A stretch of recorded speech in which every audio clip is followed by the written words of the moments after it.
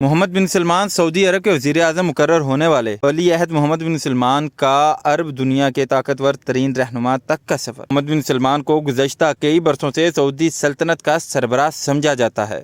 وہ اپنے والد بادشاہ سلمان کی سربراہی میں بطور نائب وزیر اعظم اور وزیر دفاع خدمات سر انجام دے چکے ہیں۔ بادشاہ سلمان نے منگل کی شام کابینہ میں رد و بدل کے حوالے سے اعلان کرتے ہوئے سعودی ولی عہد محمد بن سلمان کو وزیر اعظم مقرر کر دیا ہے۔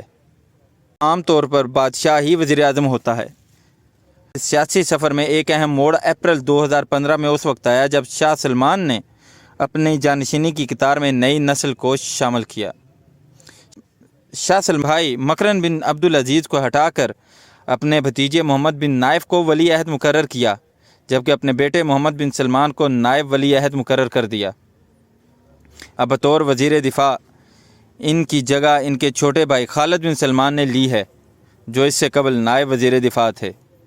کہا جاتا ہے کہ محمد بن سلمان کے لیے یہ نیا عہدہ ان ذمہ داریوں کے عین مطابق ہے جو انہیں بادشاہ کی جانب سے پہلے ہی سونپی جا چکی ہیں، جن میں سلطنت کی غیر ملکی دوروں پر نمائندگی کرنا اور سعودی عرب کی جانب سے جن سربراہی اجلاسوں کی میزبانی کی جاتی ہے ان کی سربراہی کرنا ہے۔